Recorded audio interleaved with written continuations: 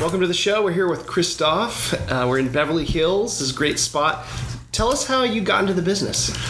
Wow, I was 18 years old when I got my license. At the time, I'd worked many jobs from when I was 12, but at that time I was mostly modeling as a fashion model. Okay. And my wife now of 26 years, we were dating, and she didn't like the fact I would be gone 2, 3, 4 months at a time, modeling, all the pretty girls, the parties. So she said to me, how about getting a more stable job? Well, young and dumb at 18, I didn't really have any ideas. So I said, what do you have in mind? And she said, how about real estate? And my 18-year-old perception of real estate was I could be my own boss, drive a fancy car, show pretty houses, and make a lot of money. I didn't know there was such a thing as escrow, title, inspections, loans, appraisals. I just thought you showed nice. Yeah. I just thought you showed houses and you made money. So I was actually modeling that summer, and I did a home study course, came back, took my license and passed, and started working. Just jumped in and started doing it. That's great. I had no knowledge of real estate before that. Did your career in the past in modeling help you at all in real estate? I think everything I've done has helped me in real estate. Starting at 12 years old, I worked cleaning apartments. My mom was a hairdresser, so I would clean her clients' apartments. I'd have to get up, and this was on Saturdays, I'd have to get up at 5:30, 6 o'clock in the morning, go with my mom to a beauty shop, help her at the beauty shop, meeting customers, giving them donuts, making them coffee, sweeping the floor, and all the kind of work you have to do. And then I would go clean apartments. So it was hard work, getting up early. My mom always had an amazing work ethic, so that was one. And then I worked at the Hollywood Bowl, I worked valet parking cars, I worked as a cashier at a market, I worked as a waiter in bars and restaurants in France. Wow. So I think everything I've done has been an accumulation to help me where I am today, because we are in a people business. Yep. Particularly in Beverly Hills, we have a lot of international buyers and a lot of people from all over the world, many different cultures. I may have an Indonesian client in the morning, a local guy in the afternoon, a client from Russia in the evening.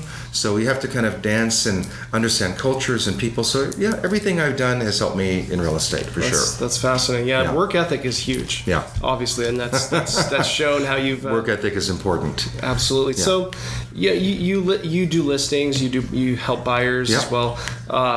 Let's talk about the different types of homes that you list and you show. I mean, you said you have all kinds of clients from foreign national to to locals to, I'm sure, celebrities and the whole gamut. What has been some of the interesting things about the different types of people, whether they're foreign or whether they're local? Does it change at all? Is there any difference in with different type of buyers like that? That's a really good question, and my day can be extremely diverse. Like yesterday and this morning, for example, I just signed a $440,000 listing. Right. Past client of 20-some years, she has a little condo in the valley, so we listed. We treat them all the same. We're all human beings, we're all people, they all deserve to be treated with respect, kindness, and have a wonderful experience, regardless of the price range. Right. So that, on the other hand, I got a call 2 days ago for a major celebrity couple looking to get a property in LA. So that's a whole different aspect, dealing with business managers and assistants, and I know who they are. I've met them, but I have not talked to them yet about this. But it's their people handle it all. And then I'm also working on a deal right now, a listing that's in the $58 million range. That, trustees and attorneys and family members and all that dynamic. And then I'm dealing with other clients that are past clients that are looking to buy another house in the $100+ million range. So my day can be from $400,000 condo in Granada Hills, Tarzana, to $100 million buyer that's one of the richest families in the world. Wow. So it's a very diverse marketplace that I'm in, which I like. Yeah. And it keeps things interesting. So that's true. Like with dealing with business managers versus just a family. Maybe they're a couple. They don't have all the benefits of having the luxury assistants and accountants and all these business managers. Right. Do you find it more difficult sometimes, or I wouldn't say more difficult, more work to deal with someone who maybe doesn't have all those amenities or those help, all the additional people that can help them in a transaction? Does it get a little bit? Is it more work for you, or I think it actually could be the contrary. Okay. I think the more people they have, the more difficult it can be. Right. Because if you're dealing with a celebrity or a very, very high net worth individual, yes, at a certain point they're going to make the decision now business people are different than celebrities. Now business people that own companies and run companies, the men and women, they're business people, so they know how to make quick decisions. They're decisive, and they make the decisions. Right. They may consult with their lawyers or whatever at some point in time, but quite often a celebrity in particular, they often their people will come first to preview the house to make sure it's a right fit because they're busy, not that everyone else isn't. Then they'll come and see that, make sure that they like it. Then you've got the business manager coming, the PR manager, maybe their mom or sister and cousin.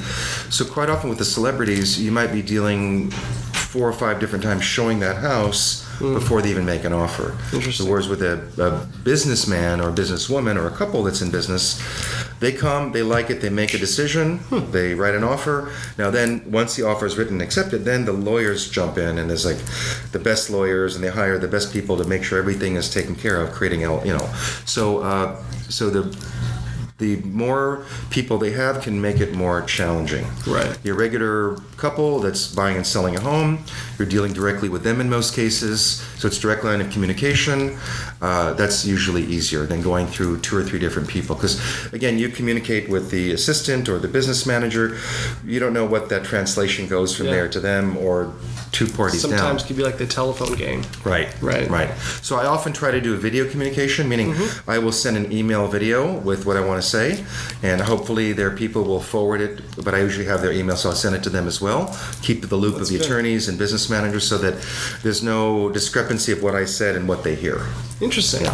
So has video changed the way you do business now that you have email and video? I mean, you've been in the business a while. 32 years. 32 years. Yeah. And so when did you start doing videos for your clients? I started doing videos in 2008. Okay. So I started 2008, mostly for the point of producing and promoting my properties and listings. Right. Promoting I'm not selling a house in LA or a condo or an apartment. I'm selling a lifestyle. Right. So I'm here to promote and educate people around the world, since I have a lot of international buyers, as to what that lifestyle is. So videos have definitely helped in building my brand. It's helped in educating people about our marketplace that then become clients because they find my videos. And it now is helping me in communication with those clients, because I use a system called BombBomb to do my email videos for emails. I'm sure you've heard of BombBomb. Yeah. And they have their new book called Rehumanize, because look, basically starting about 10, 12 years ago, when I started, there were no computers. We had fax machines and old MLS books. Well, then computers came in, fax machines disappeared, then the cell phones came in, and now we're in a world where everyone lives on their cell phone. Oh yeah, selfies. So, and we got to a point 5 or 6 years ago where kind of people lost all personal communication. It all became emails and texts, which is good for efficiency and getting quick answers and responses, but it really loses a tremendous amount of information. Even when I'm getting texts, I might be at a stoplight or walking somewhere and I read a text, and I may be reading it too quickly and I'll miss a word, and then I totally misunderstand the meaning of that text. And then when I see the people, I said, I didn't say that. And I read, I didn't read it properly. So I try to now, quick communication, yes, but I try to really communicate via video. That's cool. And even if it's texting them a video, I find that it's very, very helpful. And buyers that are around the world, I mean, I've sold many a property directly from videos with the clients out without even seeing the house. Wow. You just walk through it. I'll go through the house with my iPhone. I'll do a video or my camera. I record it. I send it to them on a private, they're long videos, so I send it on a private link on YouTube. And they bought houses from sight unseen from videos. So do you think mortgage brokers should use that or adopt that if they're comfortable enough? When responding to clients, maybe they're a buyer and just want to send them a quick message. Do you think it'd make sense for them to do a quick video, and instead of being, it's really true. We've lost that personal touch. Yeah. And often we deal with, as mortgage people, we deal with buyers and borrowers that are not local or are not, we can't sit across a desk like this. Yeah. But have you seen a difference in your business when you started making those type of videos? Absolutely. I think for sure mortgage brokers should do it on many levels, just like I do. Mortgage business, real estate business is basically the same thing. You got a person who wants to buy or sell a house or refinance, and it's a very stressful situation for them. Right. Whenever it comes to money or housing, it's nerve-wracking. I don't care how rich you are, your first house or your 50th house, it's still a stressful experience. So how do we take that away? So for me, I don't like to, sending, particularly for example, a market update, or you're trying to educate a buyer on how mortgage rates work and the differential between there's so many intricacies to loans, right?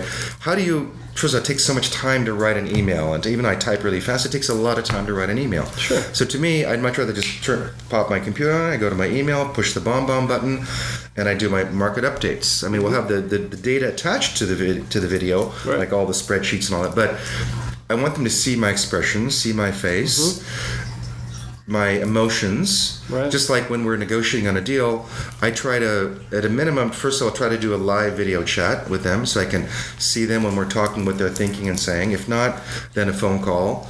But I try not to do that with text and email. It's just you lose so much in the translation. It's fascinating how easy it is to misconstrue a text. It's very easy, very easy. It happens all the time. It happens so much with people, and I think that's great advice. So do videos, and particularly in the mortgage space, like I'm trying to do more and more educational videos that help educate sellers on the whole process of buying, negotiating, and what to be prepared for with inspections. Yesterday, I just did one about contingencies because we're just doing another transaction. My sellers have not sold they bought this house 20 years ago, but they haven't sold.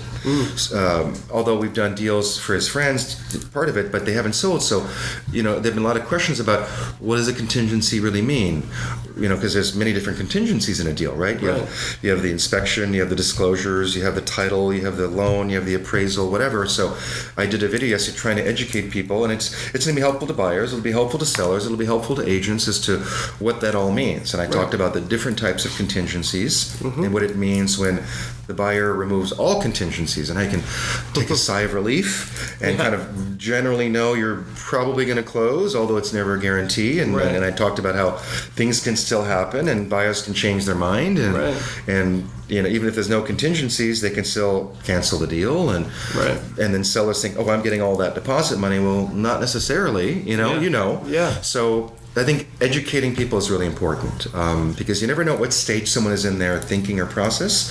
But if you educate them and you help them and they like you and they trust you, trust comes from giving proper information, they'll want to do business with you. So. Right, and I think that also that's scalable, right? You can, if you have one client that needs to know that information, you're probably going to have several others. A lot of clients, yeah. So you can just forward that same video, or I'm sure you make it personal, so you may not want to forward the same video. Right. But maybe there's a portion of that video that you could edit and send it, or use multiple times, right? Just kind of scale. And they're educational. I have a foreign buyer coming to LA in 2 weeks. We've been communicating online for about a year.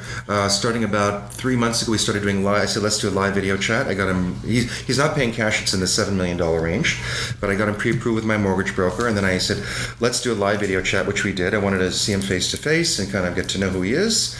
We talked about being prepared for the process. I sent him he found me from videos on YouTube. I sent him a couple of videos about the process of buying as a foreign national because he had some questions. And I said, we answered the question. I said, but let me send you the video as to the process, because it's not that different than a local buyer. And I also talked about in that video that it's not an issue when you buy, but when you sell, there's other differences too. Right. Foreign investor property taxes and state and federal withholdings and all that kind of stuff, right? Sure. And then I also sent him another video about the home inspection process, meaning once you sign a contract, this is what to expect. So he liked that. These are videos I did a year or two ago. Right. I just forwarded them. So at his leisure, he can spend, I think they're both 15, 20-minute videos. He can watch them, educate himself. And I said, send me an email with any further questions you have, which he did with 10 points. So did he video back to you? Or? No. No, just a straight email. Yeah, straight email. And so I think it's particularly like even 2 weeks ago when the mortgage rates dropped again, or 3 weeks ago, even though I don't have a lot of clients who do mortgages, I did discuss that because it does fuel the perception of the country and people overall, because the market was cooling. End of last year, first part of the year was pretty slow, and then the mortgage rate dropped. And I understand now that two-thirds more refinancing now than there were 3 months ago, right? Yes, it's a boom. So it means people are like excited, and I talked about in the video. I said it's amazing to me that all of a sudden people are so excited to now get a loan when it's a quarter point difference, right? Well, when I started in 1989, I don't know how long you've been doing it, but rates were 17-18%. Oh yeah. So people's attention span is like this, right? Mm-hmm. So the young millennials said they have no idea what that even means, right? But people back in the 80s, and I did a lot of deals, 80s and 90s were paying 16, 17, 18% to buy a house. Yeah. And other countries say they're paying that. In Turkey, I think they're paying 20% for mortgages. Oh, I believe it. So people, when they're like, oh, rates went up a quarter point, we're not going to buy a house. I'm like, do you realize it's still the lowest rates in 50 years? Yeah. You're going to wait till it's, then you're out of the market. Right. Period. Yeah. That's very good information. One of the ways I found you was I was looking online for luxury properties, right? Even though we talk about, all customers we treat equally, regardless of the loan amount, regardless of the sale price. But the truth is, we all, as humans, love to look at luxury real estate, right? Online. Sure. We watch TV shows. There's all these shows online, on TV. What is one of the most memorable transactions or homes that you've sold in the upper range? I know you've sold in the multi-million-dollar range. So do you have anything that stands out that was like a... God, there've been so many wonderful, and that's one of the things I love best about luxury. I've traveled all around the world many times. I speak many languages. I made it a point in my life and business to always be around and work with the wealthiest and most interesting people in the world. They don't have to be the richest.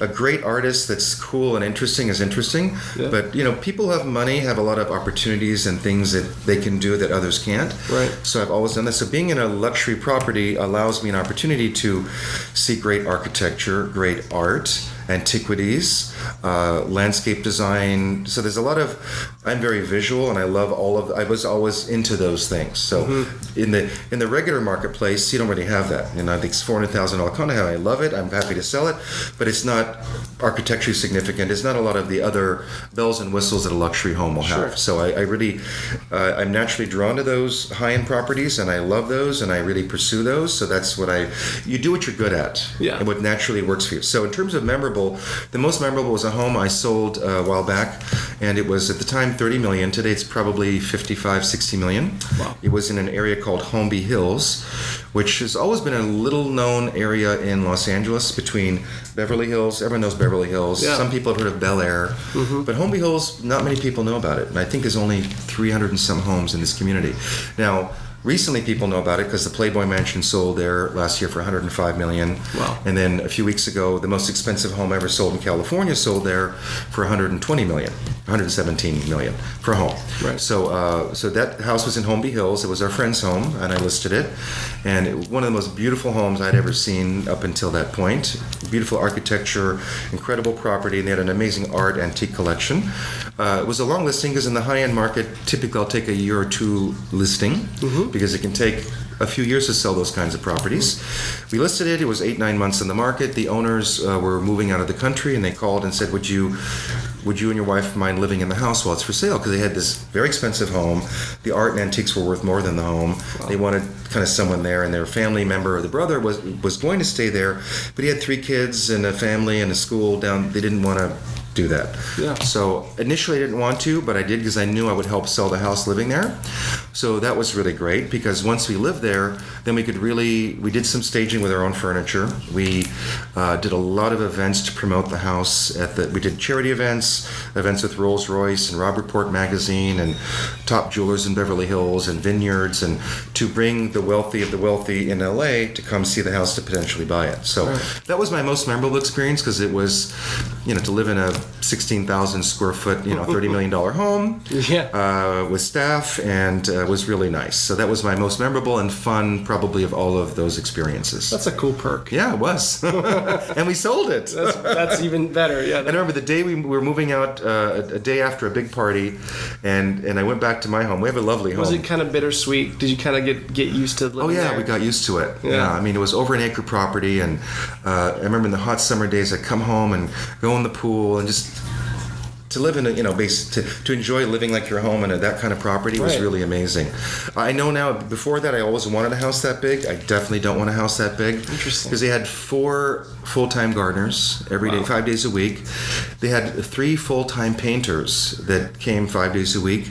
They were painters because they just were very particular, and everything was perfect, like everything was maintained impeccably. Wow. So these painters would go around the house all year long, wall to wall to wall, outside and inside, and repaint and touch up everything all the time. So it was a great experience, and I really enjoyed it. I hope to have another one like that. That's cool. But going back home to my house that first night, the men's steam shower was about the size of my office. So you go, and it was a beautiful all marble slab steam shower, right? Wow. When I went back to my house, I did like a regular stall shower. Yeah. I felt so claustrophobic in there. But I'm always grateful for what I have, and I was grateful to have that opportunity to live there. So that was fun.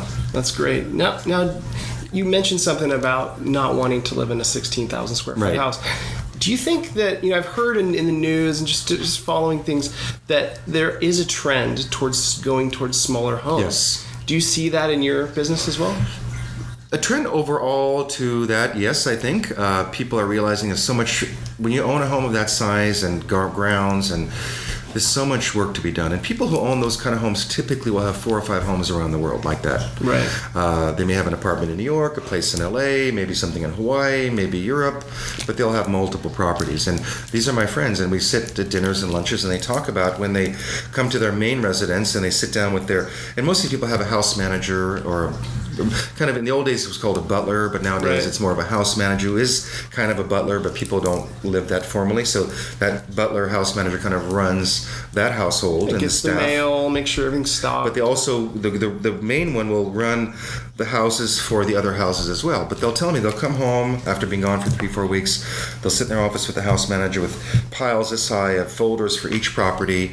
Oh, this one needs a new roof, this one the pipe burst, and this, so there's, the more you have materially, the more you're attached to it, and the more problems happen, and the more it takes away from your peace of mind. Wow. So to me, when I was younger, I'm 50 years old now, I wanted more and bigger, and now I'm less and less is better, because more money, more problems. Yeah, exactly. And the more things you have, the more insurance you pay, the more things that break, and all that stuff. And it's just, you have to get to a point where you have to kind of just let it go, because you just can't be attached to all that stuff. So yeah, I do see a trend towards smaller. On the other hand, there's a lot of very wealthy people that when they travel, they have 5 or 10 security guards, and they have nannies, and they have massage therapists, they have chefs with them. Right. So they'll have 25 people in their entourage with them. So they need big homes. Right. And they want the main home to be kind of just the family and the nannies, and then in the guest houses or other structures, they have their security guards and other things. So that's cool. So there's kind of those smaller people want smaller things, and then those who still want bigger. Okay. I mean, there's a house being built right now in Bel Air that's 100,000 square feet. Wow. Yeah. So that's huge. And there will be a buyer for that. There will be. Yeah. So speaking of Bel Air in this area, I've seen on Redfin, different websites, you see just the number of listings that are over 5 million, over 10 million, over 20 million.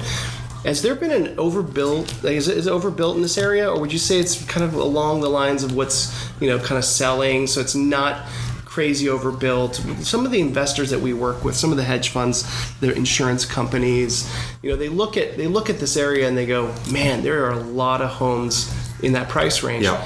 And they get nervous. They maybe don't want to buy a loan, or they look at the value and go, I don't know if that value is really there, based on the supply and demand feature. Yeah. Is that kind of, do you see that also in this area, or do you think that we have enough? Is Los Angeles big enough to absorb that many listings? I see absolutely LA is big enough to absorb it all. Number one, we have a very diverse economy. I mean, we have the entertainment industry, we have a lot of business. Recently, the last few years with Silicon Beach and Google and all of those big internet companies moving here, that's increasing more people here. LA is LA, it's not getting any bigger. Right. So we've been talking about this. What's happening is it's a trend vertical, because there's nowhere else to go.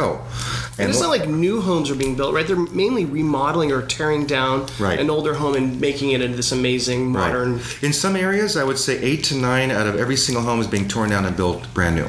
Wow. And they're tearing down 2,700 square foot homes that were mostly built in the 30s and 40s, maybe early 50s. 50s, but that's just not today's lifestyle. Right. People don't want that small home. They want bigger homes. They want higher ceilings. They want all sorts of things. So we're seeing a lot of that. I mean, most of the West Side prime neighborhoods, you'll see a lot of new construction. I mean, in some areas, like I said, 8 to 10 homes are being built. Now, some areas 2 years ago, when the market started to change, I could feel it. I would be up in the Hollywood Hills, mostly the Hollywood Hills, and there were so many brand new construction, modern glass box homes. Right. And at the time, there were maybe 35 or 40 in the pipeline to be built. They were in the 15 to 25,000 square foot range that were going to be selling for 20 to 35, 40 million. Well, I knew based on the data that there was not going to be enough buyers to absorb that product over the next few years. So for example, right now today, a lot of those houses are still sitting there because there's too much of that particular product in that particular neighborhood. And where they could have sold a couple years ago for 22 or 23 or 25 million, because there's too many of those now and they've all been sitting on the market, they're trading at 20 or under 20. Even some that sold for 23 million a couple years ago are now reselling for 18 or 19. Because there's other newer homes. Right. So it depends on the area. Where there's other areas where you have a 7,000 foot lot and people pay $2.5 million, buy as a tear down and build new. Right. And that's very common. And now the flippers aren't doing that so much. They're kind of out of the game now. They're not really buying the flip.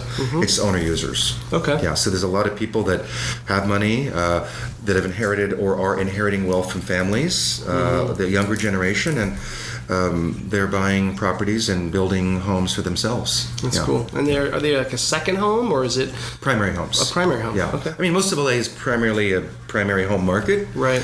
But the Beverly Hills area, Bel Air, Holmby Hills, Hollywood Hills, we tend to have a lot of homeowners that are second, third, fourth, fifth. Especially international buyers. Yes, right? Yeah. yes, That makes sense. Or U.S. buyers. I mean, a lot of people live in LA, live in New York or Chicago or Canada, but when it gets cold in the winter or too hot in the summer, they want to come to LA. Right. Yeah. We have the best weather. And that's what happens. Almost everyone at some point in their life, if you have some money, will come to visit LA, right? Right. Disneyland, Hollywood, everybody wants to be here. Yeah. They come here, they like it, they see the temperate weather, they see that we've got the city, we got downtown, we got the West Side, Beverly Hills, and the best shopping and restaurants and houses. You got the beach 20 minutes away, you've got skiing an hour away, you've got the desert and golfing 2 hours away. You've got everything very close by. Very few places in the country really have such diversity and such nice overall temperate weather. That's right. I can attest to that. I love the weather here. All right, so you were on HGTV on a show called Selling LA. Selling LA. That must have been a cool experience. It was fun. Yes. Awesome. So negotiations are important, right, in sales and business. Right. And when you're a real estate agent, so was some of that drama, or was it real negotiations that was on the show? Oh, so good question. So the show I was on HGTV called Selling LA. Okay.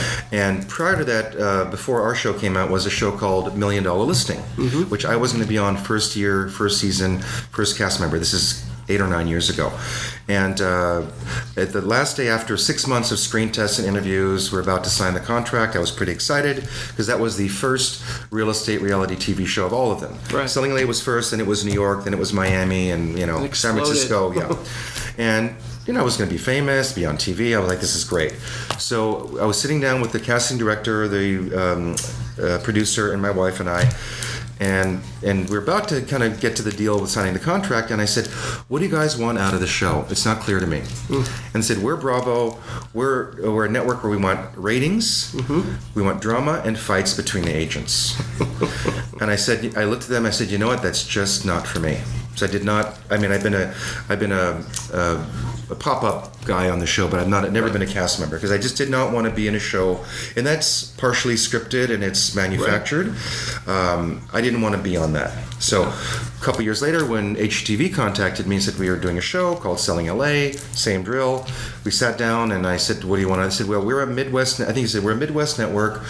We want real deals and we want real clients and real deals that actually close. I said, that's great. I'm into that. I said, but the thing is, once we start shooting with a buyer or a seller, I really don't know for sure if that deal is going to actually happen. Right. So that was the challenge with our show. So our show was definitely, I used to love watching Selling Land, all those, but I loved watching the drama. Our show didn't have a lot of drama. Our show was really real. Like all the episodes I did, those were real clients, real deals that happened. Wow.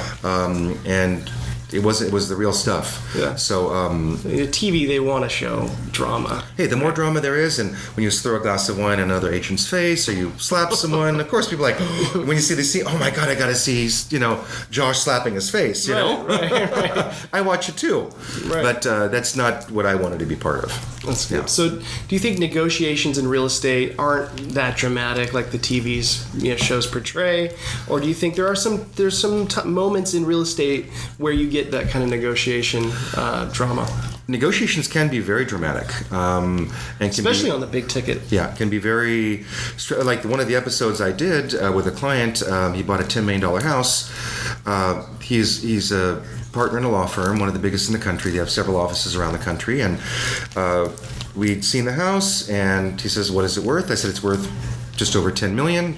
They started at 14.5, and they dropped it to 12.9. Week before we saw it. I said, it's worth just over $10 million. I says, what do you think we should offer? I said, we should offer 9.395. He says, nope, I'm going to offer 8.3. I'm like, well, 8.3, that's pretty far away. And right. Particularly, they just dropped it $2 million. Nope, that's what I want to do. So in that particular case, we started negotiating at 8.3. It was tough, and he would only come up $100,000 a counteroffer. I think we went back and forth 8, 10, 11 times over a couple week period. Now he would respond quickly. And then it was around Thanksgiving time, if I remember correctly. And we were in the low 9 million range at that point. And I said, let's come back. He says, nope, I don't want to counterwrite. And I said, what are you talking about? You love this house. You want this house. Yeah. Nope, Thanksgiving's coming up next week. I don't think anyone's going to be buying right now. It was a house that was full of mold. They were going to buy it and gut it down to the shell and rebuild the whole. It was a 12,000 square foot house. They were going to rebuild it, and there weren't a lot of people that wanted to rebuild a $12,000 square foot home. He said, nope, I want them to see that they want to sell more than I want to buy. So we literally stopped for like 2 weeks. And of course, for me, it was stressful because I'm like, I want to make a deal, right? Yeah. So and we stopped working hard. Yeah. And it was like 10 or 11 counters. And a couple weeks later, I don't know if I called him or he called me, he said, let's put in another offer. We put in another offer, another 8 or 9 times back and forth, and we made the deal, and we closed the deal. Cool. So, but I think with the negotiations, the most important thing is trying to know as much. Well, first of all, typically negotiations in real estate, it's broker to broker. So it's really important to know that broker well, or get to know them well and how they do things. Luckily, I knew this broker for a long time. She had worked in our company. We had a very good relationship. And I also said to the broker, let's you and I together work together. How do your clients think? How do they negotiate? And try to understand each other, understand each other's client, and try to bridge the gap between the two. So I think it's really important to communicate. So often, particularly in multiple offers or any offers, it's amazing to me.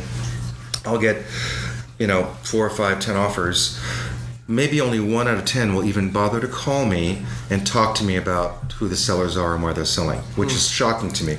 And so I think that's why it's so important to have an agent that's not only just very experienced, but also is well known and has a vast network in the real estate business. Because if you know another agent and they're submitting an offer, there's a different dynamic there, right? Yeah. Than versus a new agent that you've never worked with. Absolutely. You have I would say like a reputation to where other agents know you can get the deal done, and that you've had that experience in the business to really make a difference. So I think that's a great point about negotiations and how important that is. And it's not just drama on TV, right? As you said, experience and reputation does really matter. Yeah, it really absolutely. does.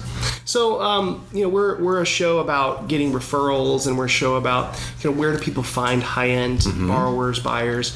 Where do you get your referrals from, or where does your business come from? Sphere of influence plan. So my business, and it evolves over years. So today, most of my business comes from direct referrals from either real estate brokers I know, or my personal sphere of influence or past clients. Okay. Now, I'm a national, international speaker. I go all around the country and the world speaking at different conferences. So I'm lucky I built that, and I'm able to be in front of, whether it's 500, 1,000, or 10,000 agents at one time where I'm on stage. So I'm luckily in the limelight, and people come to meet with me. I give value to them, meaning I'm helping to educate them. Then they follow me on social media, so they stay in touch, and I stay in touch with them. So I get a lot of referrals from the agent world. I get a lot of referrals from my sphere of influence, people I know personally, or events and parties, and then past clients. So those are the main 3 referral sources. But in today's world, look, people that have money are busy, and people in general are busy, whether you have family or whatever. So having YouTube channels, being on all the social media platforms, being out there providing consistent content about your field is very helpful. So a mortgage person, just like a real estate person, for me it's real simple. They got to remember 4 things when they see me on social media. My name, Beverly Hills, luxury and real estate. That's it. Right. So for a mortgage broker, your name, you do mortgages, your general area, and whatever else that 4th item is. Maybe what you do best in mortgage, like your niche or the type of borrowers that you like to work with, whether it's veterans or whether it's self-employed entrepreneurs and things like that. Yeah, and a lot of people do have niches. I don't have a particular niche, but that's a good luxury. Point. Luxury is a niche, yes. That's cool. So last question I like to ask all my guests is, in this world and in business, you have successes and failures are often looked at. Sometimes they're looked at bad, but I think when I look at failures, it's more of a stepping stone, or it's another way to get to a yes or to a success. Right. Do you have any stories about a failure that you went through that maybe led to something that you appreciate, or kind of your favorite failure? I'll give my most recent failure that I did a video about it, because I'm trying to provide more. The TV shows, all they see is the flash, the cash, the fancy houses, and you start a show at 9 o'clock at night, and by 10 o'clock at night they've sold a $40 million house and they have $1 million check, right? Well, that's a lot of nonsense. That's not really how things work. So a couple of weeks ago, I've been working on a listing that was in the $60 million range for about a year and a half. Went to multiple meetings with trustees and lawyers for the listing. Was pretty sure I was getting it. And one of the owners lives in Brazil. And that morning, 6:30 in the morning, he texted me, says, we want to talk to you this morning about the listing. So I thought, oh my God. I said, I'm going to get the listing today. I was like, because usually if you're not getting a listing, they just send you an email, right? Right. But he says, I called him up. It was him and one of the trustees. I said, this is great. We're going to finalize the price and the terms. And I'd already shown the house to one of my buyers. And then we're on the phone, and they were asking me these questions, and it just didn't sound right. And I said, have you listed the property? And they said, yes, we did, actually. And I'm like, and I thought to myself, why we just have a 20-minute conversation about the values, what's going on in the marketplace? It just didn't make. So I said, it took a second to breathe, and we ended the conversation nice. I said, and I asked, what price you listed for? They told me, a little bit high. What's the length of term of the listing? It was a 5-month listing. I wanted a year. Commission, all little different structures. Right. So, great, we ended up the call, so I got off the call, I called up my wife, and I'm like, you won't believe it, I didn't get the listing, I can't believe it. So initially, my human nature was like, you know what, it was early in the morning, it was like 9 o'clock, I said, screw the day, I'm just going to take the day off, go home, just decompress.